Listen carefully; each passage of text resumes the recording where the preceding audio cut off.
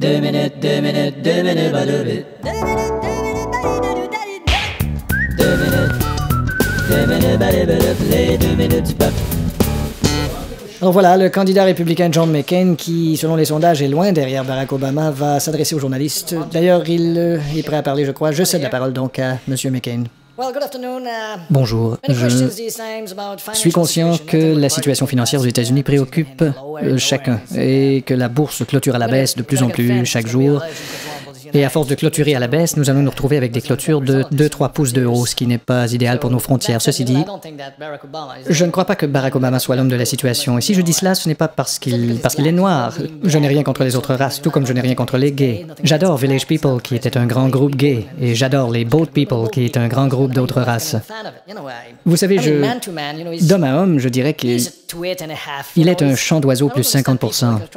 Vous croyez qu'en votant pour lui, vous allez être plus vert, qu'il y aura moins de pollution? Eh bien, croyez-moi, c'est justement en respirant cette pollution que vous serez plus vert. Quand même. Ça vous dirait de jouer au préservatif? Nous venons d'apprendre financièrement que lorsque nous tirons l'élastique, l'élastique pète. D'ailleurs, les Canadiens ont encore élu cette semaine un gouvernement minoritaire et, vous savez, ces résultats d'accouplement entre deux espèces différentes sont plutôt excentriques. À Montréal, on a donné le nom de Pierre-Éliott Trudeau à l'aéroport, mais qu'est-ce que ce sera ensuite? L'autoroute Vincent Lacroix? Vous savez, je n'ai rien contre les Québécois, mais pourquoi prétendent-ils qu'ils ont de l'avance sur nous à bien des niveaux? Quelle avance ont-ils sur nous à part l'avance Jalbert?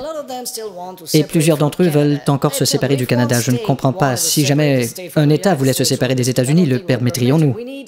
Nous avons besoin de tous nos États.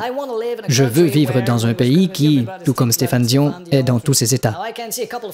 J'aperçois quelques journalistes canadiens ici. J'en ai une bien bonne pour vous. Question, savez-vous la différence entre un morceau de marmotte écrasé sur l'autoroute et Michel Villeneuve? Réponse, le morceau de marmotte finit toujours par attirer la sympathie. J'aimerais préciser maintenant que si les sondages me placent loin derrière Barack Obama, c'est à cause, bien sûr, des journalistes.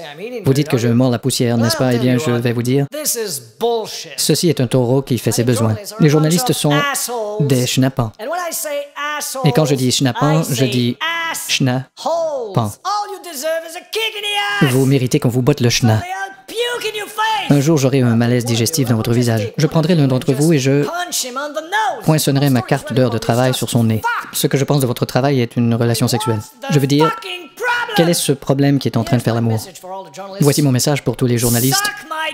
Je n'apprécie guère. J'ajouterais même que je n'apprécie pas du tout. Reproduisez-vous tous.